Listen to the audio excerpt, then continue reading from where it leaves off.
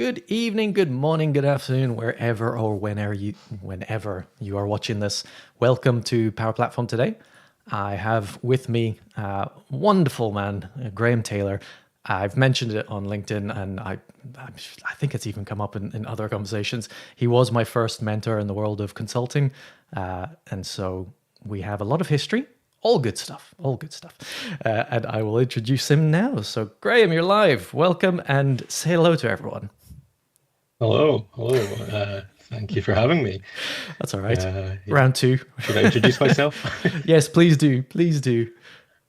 Okay. Yeah. Yeah, as you said, we go back a long way. I have worked in what's now known as the Power Platform space. Used to be known as CRM when I got started in it, which was back in 2007.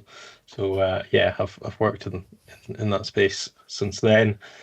A few different companies, and I've just completed the 10-year mark at my current employer, 10 which is years.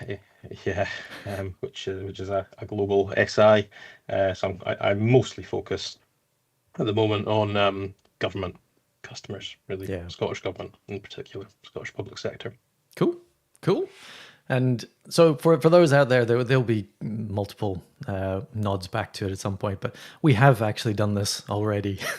About 10 weeks ago, you were one of my very first guests, and I Yeah. stupidly did not press the start streaming button because back then I wasn't quite up to how to do all of this, and I didn't realize there was a two-step process. You had to connect to the stream, and then you had to start the stream. I've since changed all of that, so it's much easier.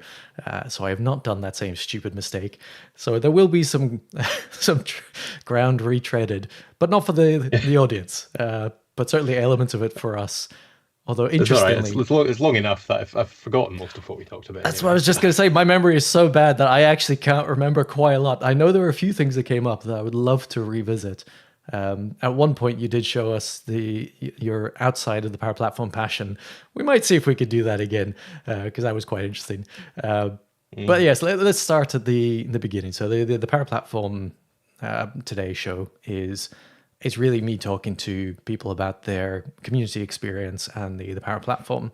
So from that perspective, what was your introduction to the community? How have you been involved with the community in those many years?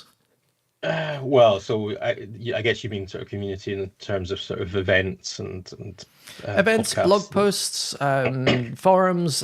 What do you see as Yeah. community, and how have you been involved there?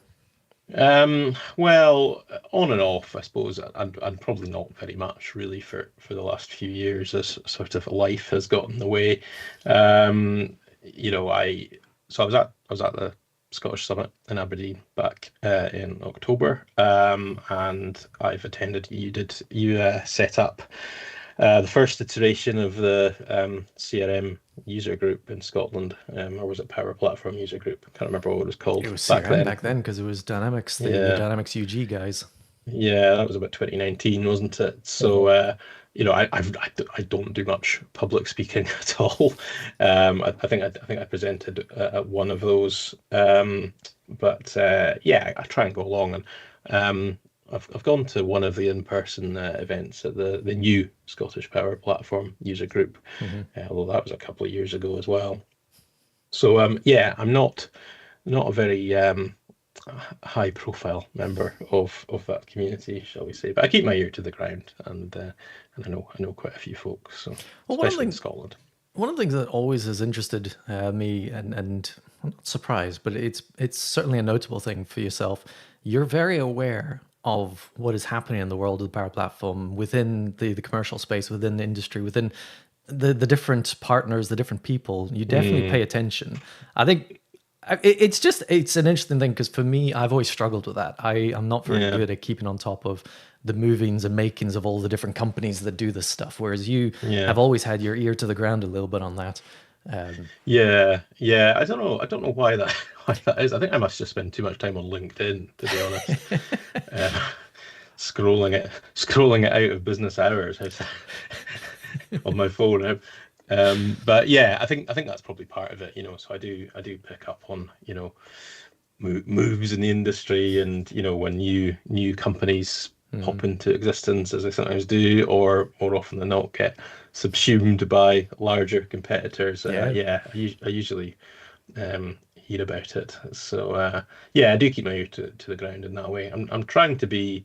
I was encouraged by my manager actually to be a little bit more active on LinkedIn. So um, Ah. you might see more from me on there. I did a sort of blog post type thing on LinkedIn a couple of years ago. Actually, I was on paternity leave at the time. And in between all the chaos of that, it was not long after Chat GPT and stuff had started kind of taking the world by storm. So I wrote a little Chat GPT client in a Canvas app, and wrote a little LinkedIn post about that. But I think it was actually I learned quite a lot from doing I learned a lot from doing the exercise. I also learned a lot from doing the LinkedIn post, mainly about how not to do it. Because actually, the feedback I got was people were like, "Well, that sounds cool, but I couldn't see any of your screenshots, or I couldn't, I clicked on the link but it didn't do anything, and all this kind of stuff." So yeah, expect more polished efforts from me if I do more posting on LinkedIn. Nice. I can't see myself doing much public speaking anytime soon. I think 5 years of remote working have killed off my ability for doing public speaking in person. I was asked to do some at work a little while back, and I realized I was extremely out of practice at it. Yeah, I just stick to Teams calls and things like that. Yeah, I mean, it is like it is a muscle. It definitely is something Mm, that can atrophy if you don't exercise it regularly. Uh, so that's not too much of a surprise. Although, yeah, it was interesting because we were talking about this before, the fact that presenting, because a lot of your career has been going on site and talking to mm, people and actually presenting in a yeah, pre-sales, in an early delivery, loads of that kind of stuff in front of people. So you found that yeah. working in a teams-based environment and not doing so much actual face-to-face has really affected that skill then. Yeah, well, I think so. I mean, yeah, maybe just kind of uh, sort of general public speaking nerves got the better of me on the day as well. But I don't think it wasn't that bad. Um, but yeah, I used to do it without a second thought, and Yeah. I think just um, having now kind of moved to a fully remote role, it definitely is a skill that you can lose because Mm. I did it from relatively early on in my career and kind of yeah I would do it without a second thought and Mhm. yeah, but that's okay. I mean, the world has moved remote for a lot of this kind of stuff as well. So, It like has. the Scottish Power Platform user group. I mean, I think what 75-80% of their events are on Teams, and well, maybe not that many, but a good chunk of them are Yeah, they remote. do a And nice little mix, and we've talked about this on a few different calls with different people. The difference between sort of virtual events and in person events, and how they can be different. There's some similarities, but there's also some differences. Uh, yeah, yeah, it is yeah, interesting. yeah. I'm a big fan of the in-person events actually, because yeah, I think it's good just to make the human connection with Mhm. people and share a beer with folk afterwards sometimes as well. There is a lot to be said for that. The ability to actually see someone put face to a name. That's one of the things Yeah. that has surprised me over the years is the number of people I've come across where someone else will introduce me to them at a conference or a user group because I'm not the one that's going to wander over and just say hi to people because I'm very Yeah. socially awkward. But other people will do that part, and then when I find out who they are, I'm like, wait a minute, I've been reading your blog posts for years, or I Yeah. spoke to you on Discord. I didn't even know that's who you were. It's Yeah. amazing how often that happens. Yeah, I had quite a few instances of that when I was up in Aberdeen at Scottish Summit, where you would sort of walk past someone, you'd be like, I recognize that face, that guy, I follow that guy on LinkedIn or on Twitter or whatever, Yeah. But like you, I'm too introverted to go and introduce myself to people like that, so I wait to be introduced. But Yeah. yeah, got to put a few press the flesh with a few people I'd only ever interacted with online at that, which was nice.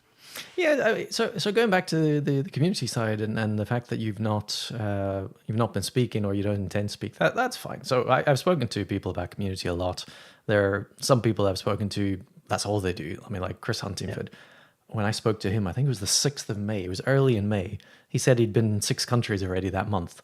I was like, you Yeah, know, it's the 6th of May. He's like, yeah. yeah. So he's But kind of that's made. the job for some of these guys in a Well, that way, has right? I become mean, so. Yeah, he yeah, very much does keynote speaking, and that's a big part of what he does now as part of his actual work, his career. yeah. And then there's other people that haven't spoken at all. So community requires all of it. It needs the people that are consuming the knowledge, but also distilling that and sharing it with other people. And the thing with yourself, you've been in this industry for so long. I also know that you do attend. You've been to a number of different conferences. You do go to user groups, and you do consume the knowledge that's out there. So Yeah, I'm that, just a leech. well, no, because you shared that with me. Like that's the thing. There's a circle to it all. So when I started in consulting, you were my first consulting mentor, as I said at the beginning. So I'd never worked with anyone in consulting before, and so I learned a lot from you when I was in that role. And you would have learned a bunch of that from reading blog posts and just doing the job. So that's another And element from of community. people that were ahead of me, yeah, yeah, I had my own, well, still do, had my own mentors sort of early in my career that I learned from as well, and yeah, very much not just the technical stuff. In fact, far less about the technical stuff really, but about sort of working with customers, sometimes maybe steering them a little bit, encouraging them to, have you thought about this? Have you Yeah. thought about this implication of this thing you want to do? Yeah, all that kind of side of it, which, does not come naturally to me. I mean, I think, if when I graduated from uni 20 plus years ago, I think if you'd said to me that was the kind of role I would do 20 years later, I'd have looked at you aghast. I mean, I don't want to spend my time speaking to customers and users. Just want to sit and write code with my anorak on. So yeah. I think yeah, it's probably something that still doesn't necessarily come super naturally to me, but yeah, you can you learn some skill, a sort of tool set of skills and things as well. That's So it's quite interesting what you said there. The sort of mentors. A lot of what you learned was the soft skills or the non-technical stuff. I think again that's something that you and I very much share in common. I think we believe that there's a certain attitude that you have that a successful developer in this world tends to have, and it's an inquisitive one. It's someone that actually wants to go and solve the problem. So yeah, you don't need to tell someone like that how to solve a problem, and quite often you just need to sometimes maybe point them in the direction, and then they'll go and find it. And that's where the community kind of helps in many ways because I can't. I mean, I can't count the number of times that a blog post or a forum post or a video or something has solved a problem for me or helped me to better understand something to then go and solve it myself. yeah, So I think that's a big yeah, part of the mentorship side is actually not the tech. The tech is yeah, if you're a sufficiently interested person, you'll find it out yourself. yeah. It's everything else. Yeah, and I think the big one now as well that is much more of a thing than it was even when we worked together, which was kind of getting on for 10 years ago last time, I guess. Yes. Is written communication skills. I mean, written communication skills have always been important, obviously, but I think they're particularly important now. And something that will really set you apart is the ability to actually write requirements now. A lot of developers would sit there and say, well, it's not my job to write requirements. And it's not strictly. But often I find that if we don't get pretty heavily involved in that process, then what you end up with is a bit of a disastrous project because the Chinese whispers of the user to the BA, where it ends up with us, the tester, you end up with something that's just not what the users expected. Yeah. There's that cartoon about it, isn't there, where you end up with the It's just swing on tree the and the tree. swing. Yeah. Yeah. But that's one part of it. But actually, I think aside from requirements, like even the ability, right, to write an email that explains, okay, you've asked for Mm, this. We could do it this way. We could do it that way. Here are the trade-offs. Here are the pros and cons. To do that in a way that's understandable yeah. by a wide range of people is a really, really valuable skill. Hmm. And I think I don't know why it's more important now. Maybe it's because we live in more, cause we do live in a more sort of remote first kind of world. Hmm. You don't have the same opportunity that you did once upon a time for everyone to sit around a table in a conference room and whiteboard it out. I think there's a lot to Is be said for that. Like, a lot of communication these days is nonverbal. Massive amount of it is Yeah, Teams messages, emails, uh, yeah, and pacing stuff. Yeah, yeah, even even transcript these days. There are some things where someone will be in a meeting and you can't attend the meeting, and so you might go and read the Copilot transcript. So even in that sort mm, of world, you're still it's not you interacting with a person directly one on one. So I definitely yeah, I would agree with that. In terms of that yeah. skill, to build that skill, do you what do you think is the way to try and build that? Like what should people be Mm. doing to do that?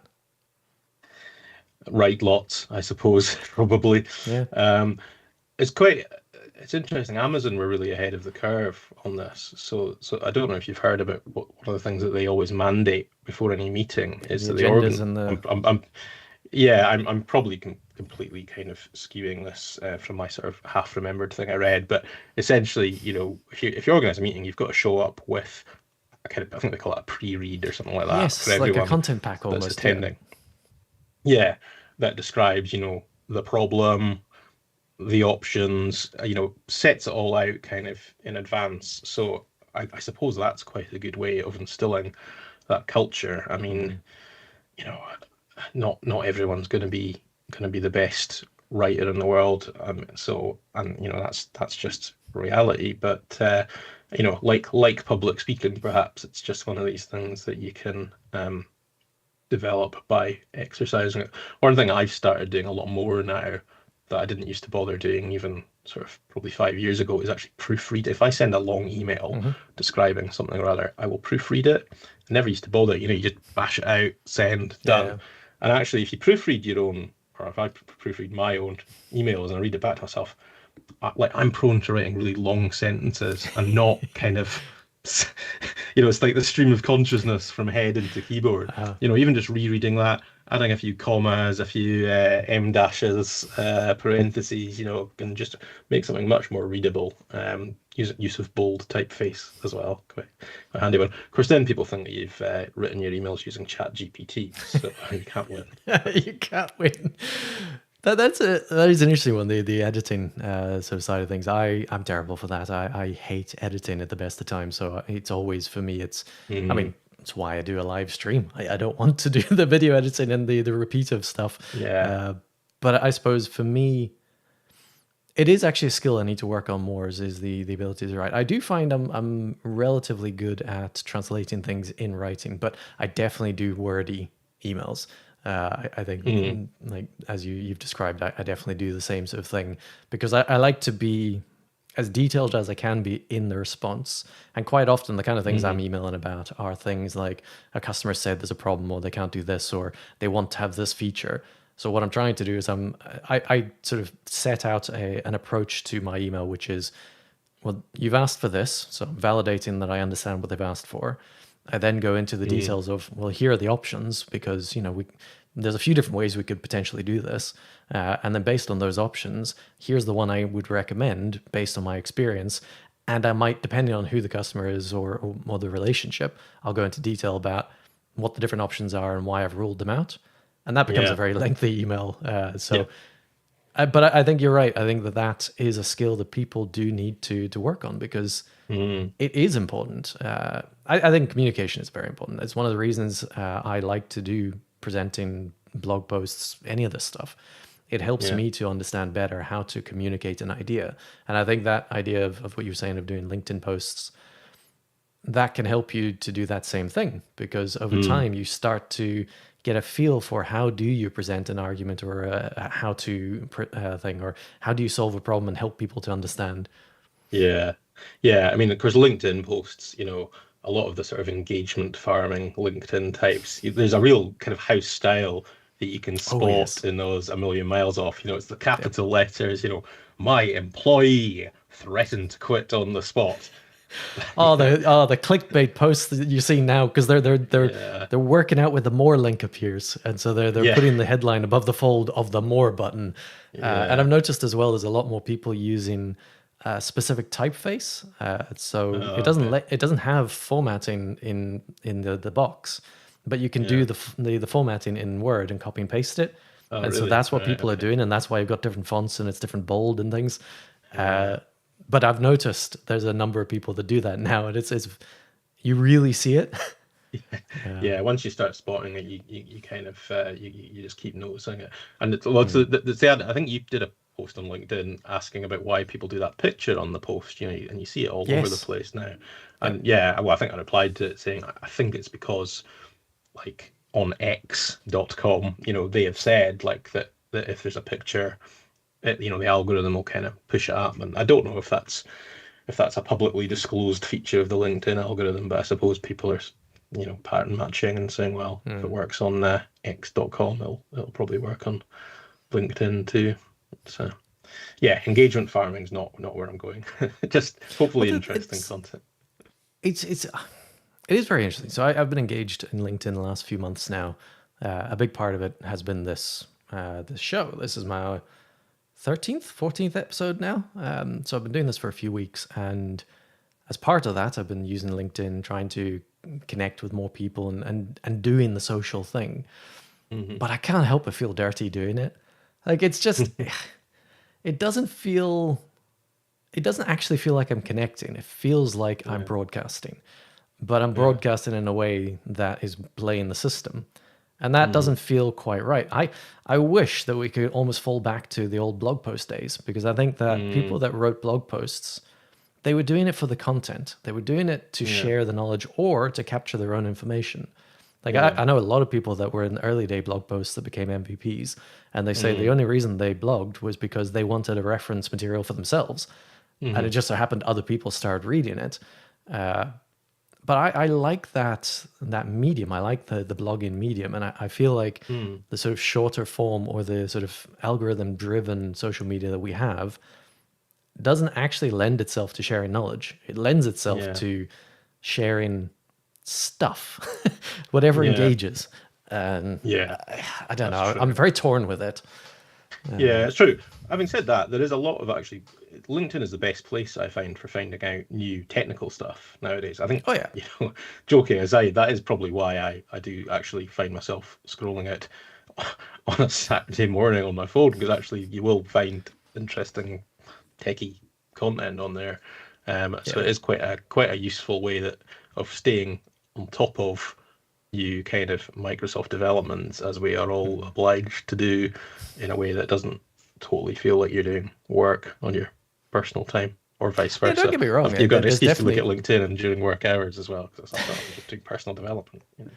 well, yeah. I mean, so many companies are driving us to actually use social media for themselves. Like we've got Mm, a program to share media posts whenever they come out, and it's like a gamified system because they're trying to yeah, get people to use their own network to share it. But I mean, that aside, you're right. There is definitely good content in LinkedIn. yeah, The concern I've seen already in the last few months is that LinkedIn feels like it's getting more and more like Facebook or even yeah, like X, where it's becoming more of a social media than it is becoming a knowledge sharing networking yeah. thing. And Holiday that's the photos and part. stuff. Yeah, Yeah, that's the stuff I'm just I struggle with. But I think it's also because yeah, I just connect with anyone. Basically, when I see yeah, something that is of interest, I'll connect with them almost as a default.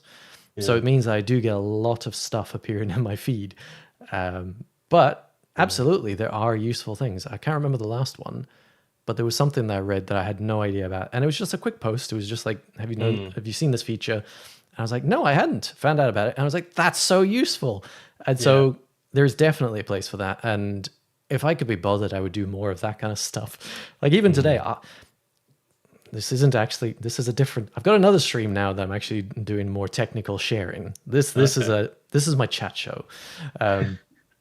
But I'll delve a little bit into it because there was a really interesting thing today that I came across. You must have come across it, but you might not have yet. the default security role. So you know how the security roles back in the day, we had the basic security role, which was your kind of default security role that had all the stuff that you would normally need to use a model-driven app. Then came the app opener role, which was the sort of modern version of that in the Power Platform world, where you didn't have contact, you didn't have account, even though they were there, you didn't need them. So it was just about the bare necessities to run an app. Something has changed, and now that role does not include the ability to create new saved views. It does not include the ability to change your own personalized settings, and it does not include advanced settings, sorry. And I was just like, this is insane. I didn't believe that my customer was telling the truth until I saw the screenshot. I was like, that's weird. That's grayed out. That shouldn't be grayed out.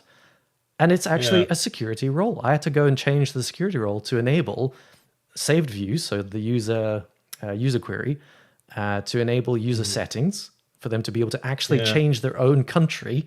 Because again, that's a default in the UK. We're all defaulted to the US. So the fact that a user couldn't even change that themselves is insane. Yeah. No, I didn't know that.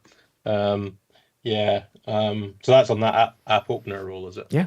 It doesn't have those things in it. I tested it. So what I did was I created an app in my own tenant with 2 different people, set the roles, tested it, and saw it change before my very eyes. Yeah. But the views, like that's a default thing that we always sell people on in model-driven apps, is this ability to be able to create your own views that don't impact anyone else, so you can see your own version of the data, and that's not part of that standard role. I wonder if it's just this thing that actually, users can get confused by having too much stuff they can do. I wonder if there's been feedback about that, because I'm sure you've found, because I've found on virtually every large project I've ever worked on, there comes a point where they go, can we have a talk about turning off a load of stuff? What does deactivate mean? Yeah, exactly. Or export Excel, all that. And, usually a ton of other stuff, the document mail merge related buttons and all that kind of stuff. And they want it turned off. And, I still have to fight my instinct to, go, but yeah, it's really useful stuff, leave it on, you might find it useful. And then, it gets turned off and they get a much cleaner interface. I wonder if it's something like that they just want to give a sort of really clean, pared down experience with that role, and then that's make it more of an active decision to turn on. That is a valid argument. However, 2 of those, I would argue, not having them as part of the role will make no difference whatsoever in terms of the cleanliness of your thing, because you can still add columns to the view. So you can still add columns, you can still sort it out, but you then don't have the drop down save as new view. It's just an option in the drop down for the views that is just not there. So it doesn't change the actual default view. And so that, I would argue, that's core functionality of model-driven apps that just should be there. But the personalized settings is the worst one. To me, that is insane, because the button's there. Like, you go to the settings, you go to personalization, and it shows you the same dialogue, but all of the options are grayed out. So you can't change your formats or anything else. Madness. I suppose there might be a good governance argument for that one, right? That you don't actually, so an administrator can impose all those settings on users from centrally. So maybe actually, if you were an administrator that said, actually, we don't want users changing their currency or submitting help desk calls because all the date times are 4 hours out because they've set their time zone to Dubai or whatever. Maybe that's the argument for that one. I don't know. See, and this is why I enjoyed working with you, because we get into these things. And that's one of the things I loved about our time together, was I learned so much by just these kind of back and forths. It's never antagonistic. It's just, we're talking about stuff from the perspective of having a keen interest in it. I hadn't considered that. If that were the case, though, I would argue that you just wouldn't have the button to do that. It just seems... It's one of the issues. Yeah, kind of crap UX. It's one of the issues that I feel like the reason the Power Platform community is what it is because of things like this. Because it's stuff like this that you just wouldn't know about until you go and actually do a project where it comes up, or you read someone else saying about it. Essentially, those are your 2 options. Because Microsoft, this is software as a service, so it's cloud software. It changes. Also known as moving the goalpost Yes, constantly. so Yeah, often, so many times, you're just like, well, that was fine last week. What's changed? Oh, there's been an update, yeah, right? Yes, like the Copilot. yeah, Oh, yeah. the Copilot buttons. I don't know if you've had the Oh, wonderful yeah. form assist stuff. It's everywhere. Oh, yeah. Like, yes, yeah. I've had customers moan at Yep. me about it because they're getting people invited into meetings that absolutely should not be getting invited into that meeting because the form fill suggested it. I mean, it's Jeez, it insanity. is. It absolutely is. I mean, it gets in the way when you're developing and testing because it just keeps trying to repeat the same thing you've done previously. When it's like, that's not what I want. I know it's similar to what I said. I Yeah, don't want that. It's in the way of the header. So the stupid button actually yeah, covers up a part of the label. It's just that stuff really irritates me. yeah. Well, it's just the current strategy of Microsoft to stick AI in everything, whether people want it or not, isn't it? Which, I get. Do I get it? I don't really, don't really get it. No, like it's got its place, but yeah, we don't want it in our faces all the time. But yeah, the whole thing with the goalposts moving, it definitely it is useful. Like even today, like I was trying to drag some tables into a solution, and you drag them in, and then and I wanted to bring in the relationships because I wanted to use it to generate an Mhm. ERD. And then you look at it and it's dragging in like 20 other tables to do with like customer voice and stuff, and you're like, Yeah. what? But then, I remembered I have read something about this. I have read a blog post, or I've seen a YouTube video or something. So I'm like, yeah, this is a known. I think it's a known foible at the moment, isn't it? Having unwanted dependencies dragged Yep. in. They think they're being Um, helpful. yeah. Oh, yeah. Yeah, that and another helpful warning that your environments are on a slightly different version. So things might not work, but we're not going to tell you what will work and what won't Yes. work. Come on. Like that's just like a counterproductive error, like or warning, just like if you're going to tell me, then tell me what's going to break at least. That's like the AI Yeah, warning, the one but that that's says that the results may not be accurate. Oh, but keep using it. yeah. Yeah, but yeah, I do think that the quality from Microsoft has eroded a little bit over the last maybe 2 years. There seems to be more annoying bugs like that just kind of creeping in now and again, I Yeah, but think. if you're So, truly honest, there always has been. Like that, it's been a hmm, long-standing joke with Microsoft that the first version of anything you don't want to touch. And I feel yeah, like because it's constant cloud updates, it's almost the first you're month always on after V1. you don't want to touch it because there's something that they've changed or tweaked, and it's only Yeah, getting worse because there's more to break, more to add because it's a bigger ecosystem. yeah, And I think that's where it's coming from. mm, But also, there's so many things that feel like they're half finished. And we've always had this. They've always yeah, implemented something where you look at it and you go and start using it and you think, this is a wonderful idea on paper. And then you actively start implementing mm, and you realize, actually, there's a lot of gaps here. There's a lot of things they've not done. yeah. You start hitting the Yeah, walls. like business Yeah, rules were one of the ones I still remember when they first came out. Like yeah, it was this idea that sounded great, like the ability to do the simple show and hide stuff without having to do JavaScript. And I mean, you and I, we do JavaScript, not a problem. But the fact that it was mm, built into the interface, it was a nice, simple.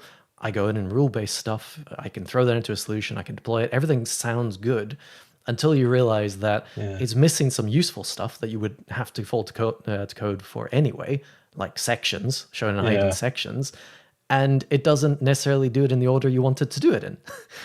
It, Yeah, and they have, yeah, and the worst bit is they haven't updated it for about 10 yeah, years. exactly. Now, you'd have thought maybe they would have like added a few features by now. Yeah. Um, Actually, what worries me then is I was talking about this with someone today about a different feature about sort of mailboxes and stuff like that.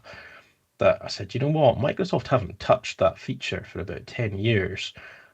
Like the UI is still like the CRM 2011 Yep. UI when you go in to administer mailboxes and stuff. I was like, I feel a deprecation coming. When Microsoft start neglecting a feature like that, you think, I think we better start planning to replace this. Actually, on that point, the exact same. So another thing I found today. Today was quite a good day actually for learning stuff. So you know roll-up fields. All right. So we've all implemented roll-up Yeah. fields. And again, on paper they promise so much, but quite often they deliver customer Yeah. problems. Never works in Yeah, practice. customers Yeah. always say, "Well, why is my value not there?" "Oh, you have to press a button or wait an hour." I was like, "Well, why? I don't want to do that." Yeah. But that aside, I was Yeah. looking into changing the frequency of it because historically the frequency actually started off, it was every 12 hours. Like it was stupidly long, and you had to go and manually change the system job to be 1 hour.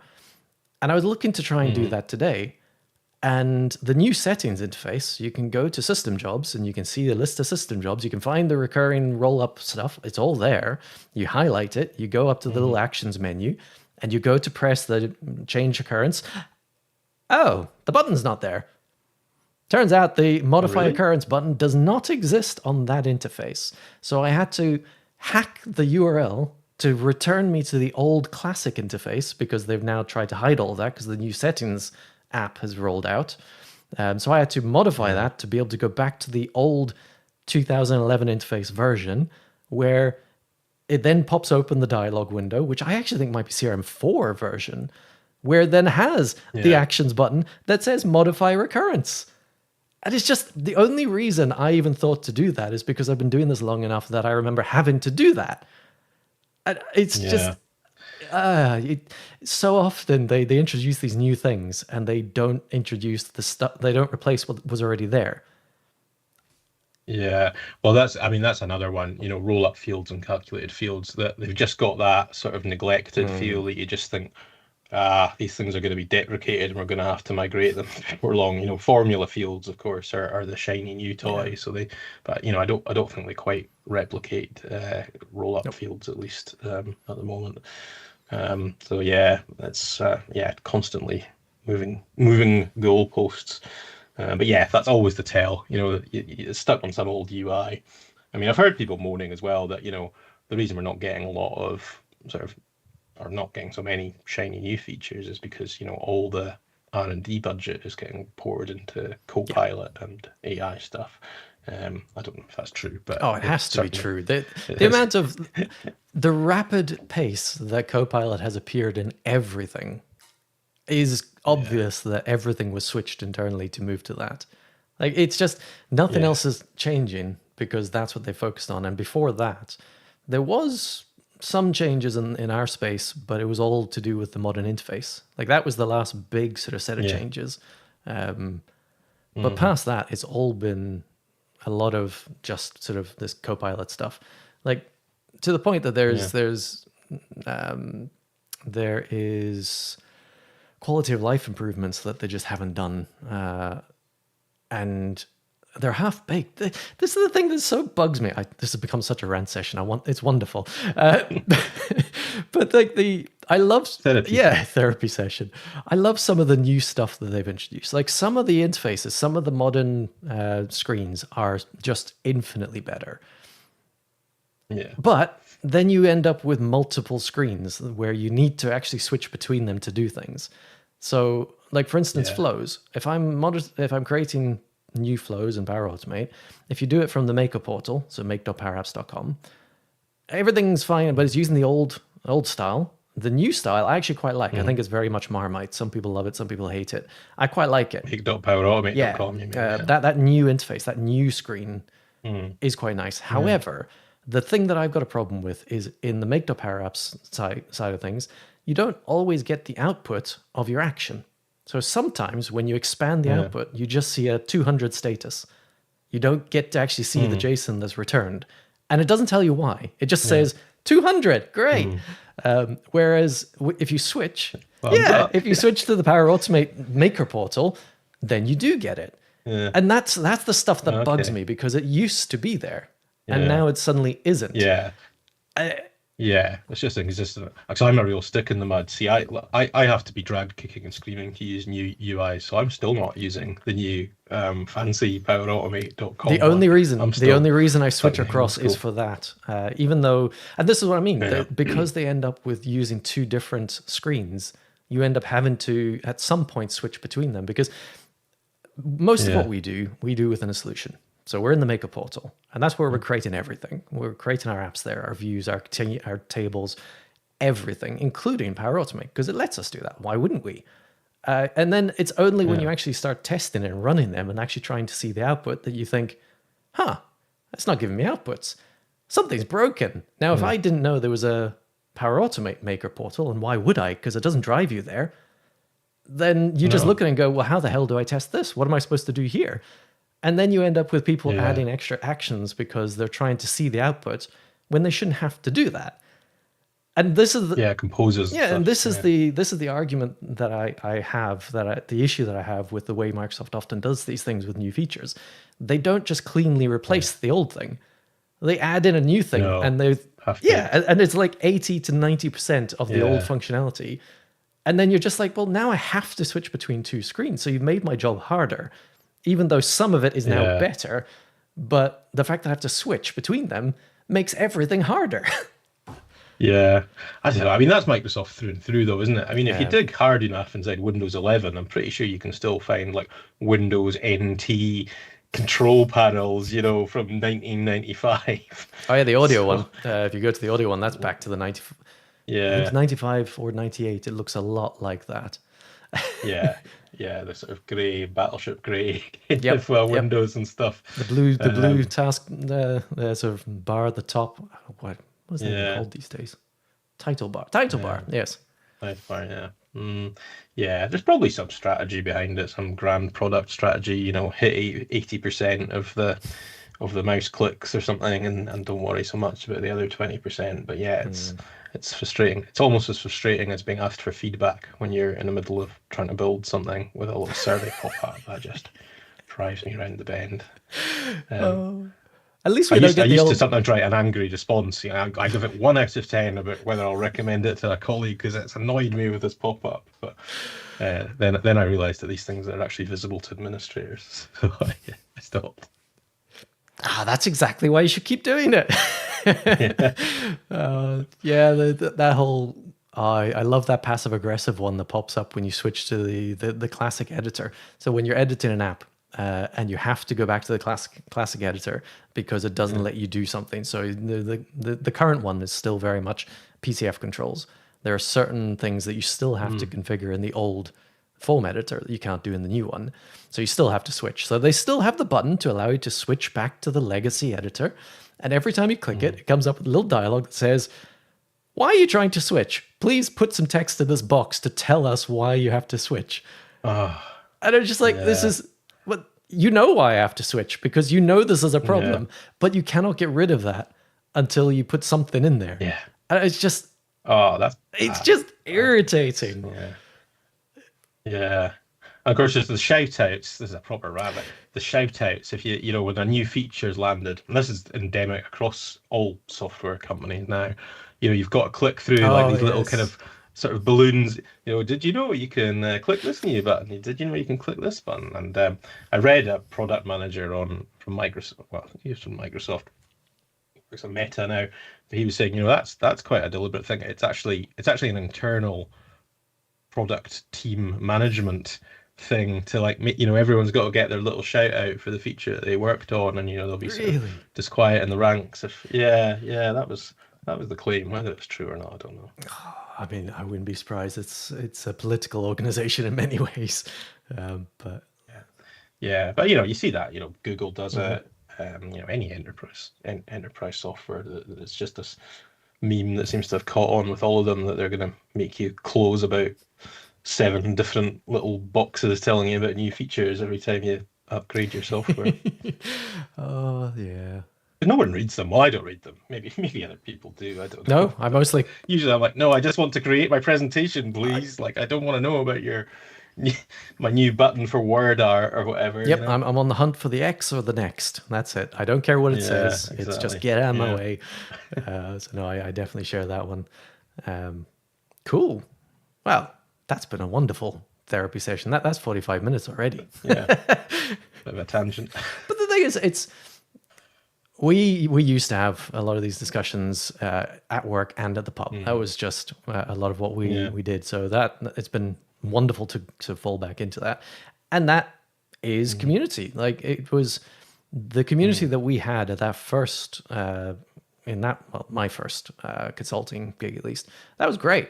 I really enjoyed that. It was good to be there with like-minded people, learn from everyone, and then go on and share that with other people. So it's a big part of why I do what I do still.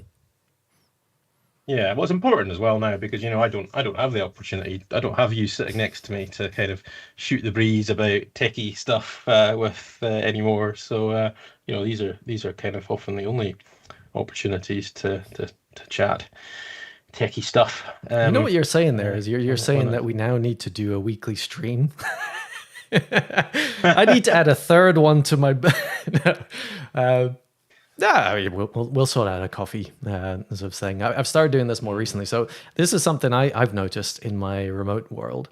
It is quite easy to lose touch with people, even though I'm speaking to people every day. It is easy to lose touch with people because once you're on a project, and we get this in the world of project work, you don't actually even interact with quite often the people in your own organization unless they're on a project with you. You become embedded in the customer quite often. So I've actively set aside time now to start. Essentially, I call it a coffee morning. I'll just catch up with people on a regular basis. And it's something I'm having to force myself to do because it's just easy not to think about it. And it's just, I've started doing that over the last few weeks, and it's been really, really good. It's been really good to connect and touch base on a regular basis and to be able to both talk work and just rant, just talk life. So we'll get that set up because that would be good to just have a virtual coffee morning at some point, or a pub evening, or a real life one. We only live 15 minutes. Oh, there is that too. There's no excuse for not doing it in person. There really. is that too. We'll do that too.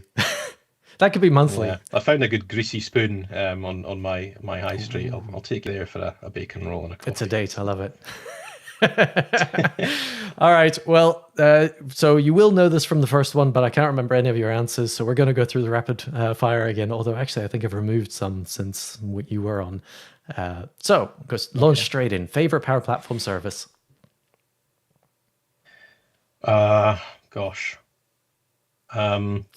Dataverse. Good. That's what I thought it would be. Favorite conference? That's got to be the Scottish Summit, hasn't it? It does. Most fun. Yeah, it's the only one I can get budget to go to, anyways. So South Coast. Are you finding a way to get down to that?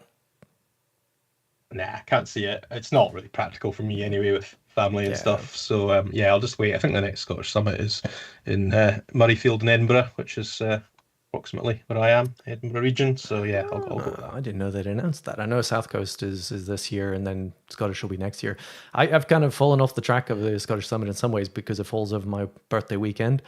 So that's why I wasn't in Aberdeen because I was in Greece. So I'd have rather been in Greece as well than Aberdeen. I really wanted to go, but it was my 40th.